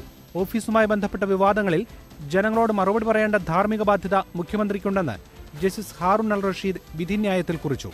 ഒരു മാന്യതയുടെ അംശമുണ്ടെങ്കിൽ അദ്ദേഹം സ്ഥാനത്ത് നിന്ന് മാറി നിൽക്കുകയാണ് വേണ്ടത്. സ്വാഭാവിക നീതി നിഷേധിക്കപ്പെട്ടുവെന്ന് പറഞ്ഞ മുഖ്യമന്ത്രി വിധി ജനകീയ കോടതിക്ക് വിട്ടു. ഒരു സാമാന്യ നീതി എനിക്ക് കിട്ടിയിട്ടില്ല. എന്നെ വിമർശിക്കുമ്പോൾ എൻ്റെ ഒരു അഭിപ്രായം ഒന്ന് ആരായണ്ട. എനിക്കൊരു പരാതിയില്ല കേട്ടോ, ഞാൻ ഒരിടത്തും പരാതിപ്പെടാനും പോകുന്നില്ല. ഞാൻ ജനകീയ കോടതിയുടെ മുമ്പിലേക്ക് പോവുക. ജസ്റ്റിസ് ഹാറൂൺ അൽ റഷീദ് CPM നേതാവ് കോടിയേരി ബാലകൃഷ്ണനുമായി നടത്തിയ കൂടിക്കാഴ്ച വിവാദമായി. കോൺഗ്രസ് നേതാക്കളുടെ ആക്രമണത്തിന് പരസ്യമായ മറുപടിയുമായി ജസ്റ്റിസ് രംഗത്തെത്തി. ഹൈക്കോടതി ഡിവിഷൻ ബെഞ്ചിൽ നിന്ന് 2 പരാമർശങ്ങൾക്ക് സ്റ്റേ വാങ്ങിക്കൊണ്ടാണ് സർക്കാർ തൽക്കാലം മുഖം രക്ഷിച്ചത്. ജനകീയ കോടതിയുടെ വിധി ആർക്കനുകൂലം? ഉത്തരം മെയ് 16. ശ്രീ VD സതീശൻ, ഈ വിധി ഈ തെരഞ്ഞെടുപ്പിനിടയിൽ അപ്രതീക്ഷിതമായെത്തി ഏറെ ചർച്ചയായ ഈ വിധിയും ജനകീയ കോടതിയിൽ, തെരഞ്ഞെടുപ്പ് കോടതിയിൽ വിചാരണയ്ക്ക് വെച്ചിട്ടുണ്ടോ UDF? ഒരു കാരണവശാലില്ല. കാരണം ഇത് ഈ ജഡ്ജി തന്നെ ഇതിനു മുൻപ് ഈ കേസ് പരാമർശിച്ച സമയത്ത് ധാരാളം പരാമർശങ്ങൾ ഇതുമായി ബന്ധപ്പെട്ട് നടത്തിയിട്ടുണ്ട്. ആ ജഡ്ജിന് അത് പറയാനുള്ള അവകാശത്തോടെ നിൽക്കട്ടെ. ഞങ്ങളെന്താ ചെയ്തത്? ഞങ്ങളതിന് ലീഗൽ റെമഡി നോക്കി. ഇവിടെ ഹൈറാർക്കി ഉണ്ടല്ലോ ജുഡീഷ്യറിയിൽ. ഒരു ജഡ്ജി ഒരു തെറ്റ് പറഞ്ഞാൽ ആ തെറ്റ് തിരുത്താൻ വേണ്ടിയിട്ടുള്ള ആ ലീഗൽ റെമഡി ഞങ്ങൾക്കുണ്ട്. ഞങ്ങൾ ഡിവിഷൻ ബെഞ്ചിൽ പോയി സർക്കാർ അതിനെ സംബന്ധിച്ച് പരാതി കൊടുത്തു. ആ സിംഗിൾ ബെഞ്ച് ജഡ്ജി പറഞ്ഞിരിക്കുന്ന പരാമർശങ്ങൾ ഡിവിഷൻ ബെഞ്ച് സ്റ്റേ ചെയ്തു. ഇവിടെ എന്തെല്ലാം പരാമർശങ്ങൾ കഴിഞ്ഞ ഗവൺമെൻറ്റിൻ്റെ കാലത്തുണ്ടായിട്ടുണ്ട്. ഈ പറഞ്ഞ കോടിയേരി ബാലകൃഷ്ണനെതിരെ ഇത് ബീഹാർ അല്ല കേരളമാണ് എന്ന് മനസ്സിലാക്കണമെന്ന് പറഞ്ഞുകൊണ്ട് തക്കതായ താക്കീത് അദ്ദേഹത്തിൻ്റെ കാലത്ത് ക്രമസമാധാന പാലനത്തിനെ സംബന്ധിച്ചുണ്ടായിട്ടുണ്ട്. അങ്ങനെ കോടതികളുടെ പരാമർശത്തിൻ്റെ പേരിൽ രാജിവെക്കാൻ പോയാൽ കേരളത്തിൽ ഒരാൾക്കും അധികാരത്തിൽ നിൽക്കാൻ കഴിയില്ല. ഈ തെരഞ്ഞെടുപ്പിലൊന്നും അതൊരു വിഷയമായിട്ടില്ല. കാരണം ഇതടക്കമുള്ള മുഴുവൻ കാര്യങ്ങളും ഇവിടെ ജുഡീഷ്യൽ അന്വേഷണത്തിന് വിധേയമായിക്കൊണ്ടിരിക്കുകയാണ്. ആ അന്വേഷണം നടന്നുകൊണ്ടിരിക്കുകയാണ്. പിന്നെ അതിന്റെ മീതെ ഒരു കമന്റ് പറയേണ്ട യാതൊരു കാര്യമില്ല. അത് അങ്ങനെ പറഞ്ഞിട്ടുണ്ടെങ്കിൽ ആ മുഖ്യമന്ത്രി ജനകീയ കോടതി അത് വിചാരണ ചെയ്തോട്ടെ എന്ന നിലപാട് തന്നെയാണ് എടുത്തത്. ഒരു മുഖ്യമന്ത്രിക്ക് ജനാധിപത്യപരമായി പറയാൻ കഴിയുന്ന, സ്വീകരിക്കാൻ കഴിയുന്ന ഏറ്റവും വലിയ നിലപാടല്ലേ അത്?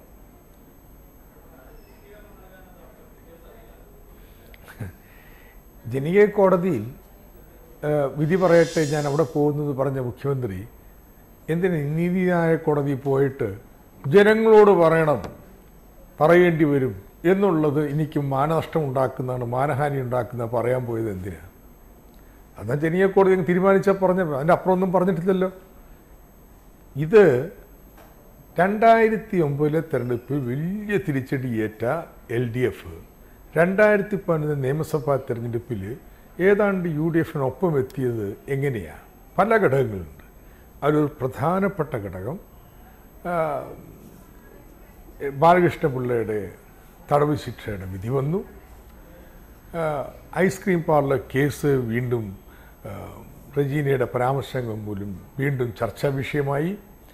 ഈ രണ്ട് നിമിത്തങ്ങൾ ജനങ്ങളേതാണ്ട് മറന്നുപോയി കഴിഞ്ഞാൽ UDFൻ്റെ അതിന് മുമ്പുള്ള ഭരണകാലത്തുള്ള എല്ലാ പ്രശ്നങ്ങളെയും സജീവമായിട്ട് മനസ്സിലേക്ക് കൊണ്ടുവന്നു. അത് UDFന് ഒരു തിരിച്ചടിയായിട്ട് മാറി. ഇപ്പോൾ അതിന് സമാനമായിട്ടുള്ള ഒന്നും നടക്കുകയാണ്. Solar scam, Saleem Rajan case, ഇതൊക്കെ മാനേജ് ചെയ്തു തീർത്തു, രക്ഷപ്പെട്ടു, എല്ലാവരും മറന്നു, അതൊന്നും വിഷയമല്ല എന്ന് പറഞ്ഞിരിക്കുമ്പോഴാണ് വരുന്ന ഒരു കോടതി വിധി. ഈ വിധിയിലൂടെ ഇതൊക്കെ വീണ്ടും ജനമനസ്സിലേക്കും ചർച്ചയിലേക്കും തെരഞ്ഞെടുപ്പ് വാഗ്വാദങ്ങളിലേക്കും എത്തിച്ചേരുകയാണ്. ഇത് ഈ വരാൻ പോകുന്ന തെരഞ്ഞെടുപ്പിനെ വളരെ ഗണ്യമായിട്ട് സ്വാധീനിക്കും. കാരണം കാണിക്കുന്നത് എന്താണ്? മുഖ്യമന്ത്രിയുടെ ഈ ആഫീസിലെ മുഴുവൻ പേരും ഭൂമി തട്ടിപ്പ്, സോളാർ തട്ടിപ്പ്, ഈ തട്ടിപ്പുകളുടെയൊക്കെ കേന്ദ്രമായിട്ട് മാറാം. മുഖ്യമന്ത്രി ഇതെല്ലാം കൺട്രോൾ ചെയ്യുന്ന ഒരു നിലപാട് സ്വീകരിച്ചു പോകാം. ഇത് ഏത് കാലത്ത് ഇങ്ങനെ കേരളത്തിൽ നടന്നിട്ടുണ്ട്? അതിനുശേഷമാണ് ഫയാസ് വന്നത്. അതിനുശേഷമാണ് ഇപ്പോൾ 2 കേസുകൾ ഭൂമി തട്ടിപ്പുമായി ബന്ധപ്പെട്ട്, ഒന്ന് പുതുപ്പള്ളിയിലെ അന്നമ്മച്ചെടുത്തി, 2 തിരുവനന്തപുരത്തുകാരൻ്റെ മറ്റൊരു ഭൂമിയുടെ പ്രശ്നത്തിൽ മുഖ്യമന്ത്രിയുടെ ഓഫീസുമായി ബന്ധപ്പെട്ട് ഹൈക്കോടതി വരുന്നു. ഇത് മുഖ്യമന്ത്രി ഇമേജിനെ എങ്ങനെ ബാധിക്കുമെന്ന് ആത്മാർത്ഥമായിട്ട് നിങ്ങൾ തുറന്ന് മനസ്സിൽ ചിന്തിച്ചാൽ പറയണ്ട. ഒരു സംശയം ഇത് പ്രതിപക്ഷം പോലും ആദ്യം ആയുധമായി കണ്ടിരുന്നില്ല എന്നുള്ളത് വ്യക്തമാണ്. തെരഞ്ഞെടുപ്പ് പ്രചാരണ രംഗത്ത് തന്നെ പ്രതിപക്ഷം ഇത് കാര്യമായി ഊന്നിയിരുന്നില്ല എന്നുള്ളത് വ്യക്തമാണ്. കോടതിയിൽ നിന്നുണ്ടായ പരാമർശങ്ങൾ സോളാർ കേസിനെയും മുഖ്യമന്ത്രിയുടെ പേഴ്സണൽ സ്റ്റാഫിനെതിരായ ആരോപണങ്ങളെയും തെരഞ്ഞെടുപ്പ് വിഷയങ്ങളാക്കി ഉയർത്തിക്കൊണ്ട് വന്നിട്ടുണ്ടോ യഥാർത്ഥത്തിൽ? അല്ല ഷനി, ഇത് ഭയങ്കര രസമുള്ള കാര്യമാണ്. ഞാൻ ഇതേക്കുറിച്ച് പറയാം. നേരത്തെ VD സതീശൻ പറഞ്ഞു ഒരു കോടതി വിധികൾ വന്നാൽ ഉടനെ രാജിവെക്കേണ്ടതാണോ എന്ന്. ഞാൻ പറയട്ടെ, K കരുണാകരൻ രാജൻ കേസിൻ്റെ പേരിൽ രാജിവെച്ചില്ലേ? 95 മാർച്ച് 16 K കരുണാകരൻ വീണ്ടും എന്തിനാണ് രാജിവെച്ചത്? രാജിവെച്ചതല്ല, രാജിവെപ്പിക്കുകയായിരുന്നില്ലേ കോൺഗ്രസ്സുകാർ, ആന്റണി കോൺഗ്രസ്സുകാർ. AK ആന്റണി അല്ലേ അതിന് പകരം മുഖ്യമന്ത്രിയായത്? എന്തുകൊണ്ട്? വെറും ഇല്ലാത്ത ഒരു ISR വിചാരക്കേസിൻ്റെ പേരിൽ രമൺ ശ്രീവാസ്തവ ആ കേസിൽ ഉൾപ്പെട്ടിരുന്ന ആളെയല്ല. അദ്ദേഹത്തെ ഒരു കള്ളക്കേസിൽ കുരുക്കി അതിൻ്റെ പേരിൽ അദ്ദേഹത്തെ മുഖ്യമന്ത്രി കരുണാകരൻ രക്ഷിക്കുന്നു, സംരക്ഷിക്കുന്നു എന്ന് ആരോപിച്ച് കോൺഗ്രസ്സുകാരല്ലേ കരുണാകരനെ പിടിച്ച് താഴെ ഇറക്കിയത് കോടതി വിധിയുടെ പേരിൽ? ഇന്ന് ഉമ്മൻചാണ്ടി രാജിവെച്ചില്ല എങ്കിൽ അത് ഈ കേസിന് മെറിറ്റ് ഇല്ലാത്തത് കൊണ്ടല്ല. കോൺഗ്രസിൻ്റെ മുകളിൽ, രാഷ്ട്രീയത്തിൻ്റെ മുകളിൽ, കോൺഗ്രസ് രാഷ്ട്രീയത്തിൻ്റെയും ഗവൺമെൻറ്റിൻ്റെയും മുകളിൽ മുഖ്യമന്ത്രി ഉമ്മൻചാണ്ടി ശരിക്കും പിടിമുറുക്കിയിരിക്കുന്നു. ഇന്ന് ഏറ്റവും ഒടുവിൽ 2 RSP MLA-മാരെ കൂടെ കിട്ടുക വഴി നിയമസഭയിൽ അദ്ദേഹം ശക്തനായിരിക്കുന്നു. അതുകൊണ്ട് ഉമ്മൻചാണ്ടിയെ വെല്ലുവിളിക്കാൻ കരുത്തുള്ള ഒരാൾ പോലും കോൺഗ്രസിൽ ഇന്നില്ല. രണ്ടാമത്തെ കാര്യം, VM സുധീരൻ ഇന്ന് KPCC പ്രസിഡന്റ് ആയിരിക്കുന്നത് കൊണ്ട് മുഖ്യമന്ത്രി ഉമ്മൻചാണ്ടി ദൈവത്തിന് സ്തുതി പറയണം. കാരണം ഇന്ന് VM സുധീരൻ പുറത്തായിരുന്നെങ്കിൽ ചിലപ്പോൾ അദ്ദേഹം പ്രസ്താവന നടത്തുമായിരുന്നു, ഉമ്മൻചാണ്ടി ഈ കോടതിയുടെ വിധിയുടെ പേരിൽ രാജിവെക്കണം എന്ന്. അതുണ്ടാവാത്തതിന്റെ കാരണം ഇന്ന് വി എം സുധീരൻ KPCC അധ്യക്ഷനായതുകൊണ്ടാണ്. സമയപരിമിതി കൂടി ഉള്ളതുകൊണ്ട് അടുത്ത പ്രധാന വിഷയത്തിലേക്ക്, ഈ തെരഞ്ഞെടുപ്പിനെ ഏറ്റവും ശബ്ദമയമാക്കിയ അടുത്ത വിഷയത്തിലേക്ക്, കസ്തൂരിരംഗൻ റിപ്പോർട്ടിനെ ചൊല്ലിയുണ്ടായ കോലാഹലങ്ങളാണ് ഇടുക്കിയെ ശ്രദ്ധാകേന്ദ്രമാക്കിയത്. സിറ്റിംഗ് MP PT തോമസിന് സ്ഥാനാർത്ഥിത്വം നഷ്ടപ്പെട്ടു. ഹൈറേഞ്ച് സംരക്ഷണ സമിതി നേതാവ് LDF-ന്റെ സ്ഥാനാർത്ഥിയായി. UDF-നുള്ളിൽ കേരള കോൺഗ്രസും കേരള കോൺഗ്രസിനുള്ളിൽ ജോസഫ് വിഭാഗവും പ്രതിസന്ധിയിലായി. കസ്തൂരിരംഗൻ റിപ്പോർട്ട് ആളിക്കത്തിയപ്പോഴേ ഇടതുപക്ഷം കരുനീക്കം തുടങ്ങിയിരുന്നു. കേരള കോൺഗ്രസ് എമ്മിൽ കസ്തൂരിരംഗൻ പ്രശ്നത്തിനെന്ന മട്ടിൽ ഇടുക്കി സീറ്റിനെ ചൊല്ലി ആടി നിന്ന ജോസഫ് വിഭാഗത്തിലായിരുന്നു ഇടതിന്റെ കണ്ണ്. പുതിയ കരട് വിജ്ഞാപനം സമയബന്ധിതമായി പുറപ്പെടുവിക്കുന്നില്ലെങ്കിൽ കോൺഗ്രസ് പാർട്ടിയുമായിട്ടുള്ള രാഷ്ട്രീയ ബന്ധം അവസാനിപ്പിക്കണമെന്ന അഭിപ്രായം കേരള കോൺഗ്രസ് പാർട്ടിയിൽ കൂടുതൽ ശക്തമാവുകയാണ്. കോൺഗ്രസ് ഇടുക്കി സീറ്റിൽ ഉറച്ചുനിന്നു. കസ്തൂരിരംഗനിൽ കരട് വിജ്ഞാപനം ഇറക്കി. കേരള കോൺഗ്രസിനെ മെരുക്കി.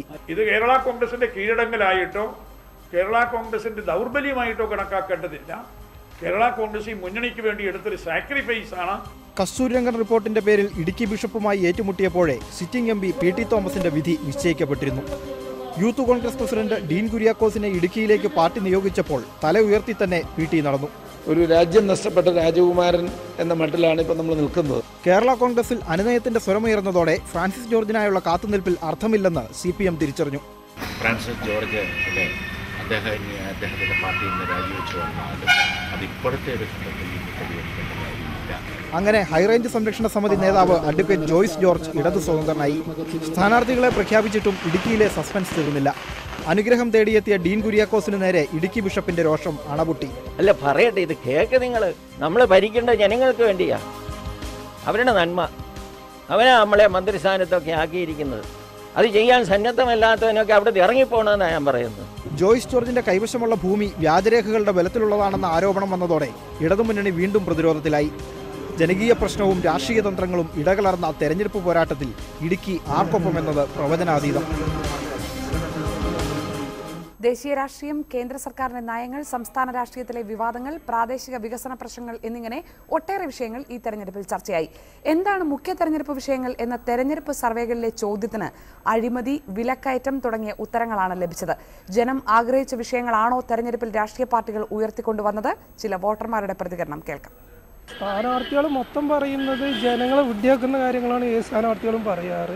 സാധാരണക്കാരന് വേണ്ട ഒരാവശ്യം ഒരു സ്ഥാനാർത്ഥിയും പറഞ്ഞിട്ടില്ല, ഒരു മാനിഫെസ്റ്റും പറഞ്ഞിട്ടില്ല. അവർ പറയുന്ന അത് ചെയ്തുതരാം അത് ചെയ്തുതരാന്ന് പറയുന്നതേ ഒക്കെ വെറും വാക്ക് തന്നെയാണ്. അവർ നന്നാക്കുക എന്നല്ലാണ്ട് ജനങ്ങളെ ആരും നന്നാക്കുന്നില്ല. UDF പറഞ്ഞ് LDF പറഞ്ഞ് ജനങ്ങൾ ആരും തന്നെ ജനങ്ങൾക്ക് ഇപ്പോൾ പറഞ്ഞില്ലെങ്കിൽ കുറേയൊക്കെ അറിയ വോട്ട് ചെയ്യാൻ. എല്ലാ രാഷ്ട്രീയ പാർട്ടികളുടെയും പ്രഖ്യാപനങ്ങളും പ്രകടന പത്രികയും വളരെ വളരെ ജനങ്ങൾക്ക് ഉപകാരപ്പെടുന്ന രൂപത്തിലായിരിക്കും. പ്രകടന പത്രിക മാത്രം. പക്ഷേ ഭരണത്തിൽ വരുമ്പോൾ അവരുടെ താല്പര്യങ്ങൾ മാത്രം സംരക്ഷിക്കുക എന്ന ഒരു നിലപാടാണ് അവർ സ്വീകരിക്കുന്നത്. അവർ പറയുന്നത് ആവശ്യമുള്ള അല്ലെ ആവശ്യമുള്ളോട്ട് പറയുന്നുമില്ല. ഞാൻ അഭിപ്രായത്തിലാണ് ഇത് എല്ലാ വർഷവും പറഞ്ഞുകൊണ്ടിരിക്കുന്നതാണ്. അതുകൊണ്ട് അതേക്കുറിച്ച് കാര്യമായിട്ട് ചിന്തിക്കാനൊന്നുമില്ല. ഇപ്പോൾ അവർ ചർച്ച ചെയ്യുന്നതൊക്കെ ആവശ്യമുള്ള കാര്യങ്ങൾ തന്നെയാണ്. പക്ഷേ അത് നടപ്പിലാക്കുന്ന കാര്യത്തിലാണ് നമുക്ക് സംശയമുള്ളത്. എന്തോന്നാ അവർ നടപ്പിലാക്കുകയാണെങ്കിൽ നന്നായെന്ന് തോന്നുന്നുണ്ട്. പ്രചാരണത്തിൽ ഇടതുപക്ഷം പറയുന്നത് ജനങ്ങൾക്ക് ആവശ്യമുള്ള കാര്യങ്ങളൊക്കെ തന്നെയാണ്.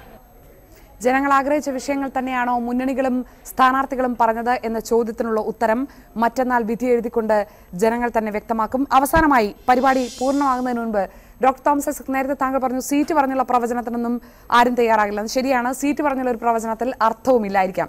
പക്ഷേ പ്രചാരണം പൂർത്തിയാകുമ്പോൾ കണക്കുകൾ കൂടി പൂർത്തിയാവുകയാണല്ലോ. അതായത് ഉറപ്പായും 100% കൂടെ പോരും എന്ന് ഇടതുമുന്നണി ഉറപ്പിക്കുന്ന എത്ര മണ്ഡലങ്ങളുണ്ട് എന്ന് പറയാനാകുമോ?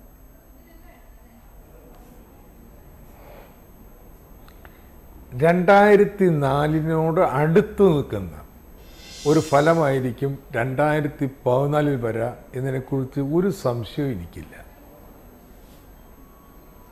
ശ്രീ വി ഡി സതീശൻ, UDF-ന് സംശയമേ ഇല്ലാത്ത എത്ര മണ്ഡലങ്ങൾ ഉണ്ടാകും? ഏതൊക്കെ മണ്ഡലങ്ങൾ എന്ന് ഞാൻ ചോദിക്കുന്നില്ല, എത്ര മണ്ഡലങ്ങൾ ഉണ്ടാകും? അല്ല, ഞാൻ പറഞ്ഞല്ലോ 2009, 20, 16 സീറ്റാണ് ഞങ്ങൾക്ക് ലഭിച്ചത്. അന്ന് ബാക്കി ഞങ്ങൾക്ക് നഷ്ടപ്പെട്ട 4 സീറ്റിൽ കൂടി കടുത്ത മത്സരം കൊടുത്തിരിക്കുകയാണ് ഈ പ്രാവശ്യം. എനിക്ക് ശ്രീ തോമസ് ഐസക്കിനോട് ചോദിക്കാനുള്ളത്, കഴിഞ്ഞ പ്രാവശ്യം നിങ്ങൾ ജയിച്ച 4 സീറ്റ് ഉണ്ടല്ലോ, അതിലേതെങ്കിലും ഒരു സീറ്റ് ഉറപ്പായി ജയിക്കുമെന്ന് നിങ്ങൾക്ക് പറയാൻ പറ്റുമോ? CPM-ന് ഈ 20 സീറ്റിൽ ഏതെങ്കിലും സീറ്റ് ജയിക്കുമെന്ന് ഉറപ്പായിട്ട് പറയാൻ പറ്റാത്ത സാഹചര്യത്തിലേക്ക് ഞങ്ങൾ എത്തിച്ചിരിക്കുന്നത്. അതുകൊണ്ടാണ് ഞാൻ ആദ്യം പറഞ്ഞത് കഴിഞ്ഞ പ്രാവശ്യം 16 സീറ്റ് കിട്ടിയെങ്കിൽ അതിനേക്കാൾ കൂടുതൽ സീറ്റ് ജയിക്കും.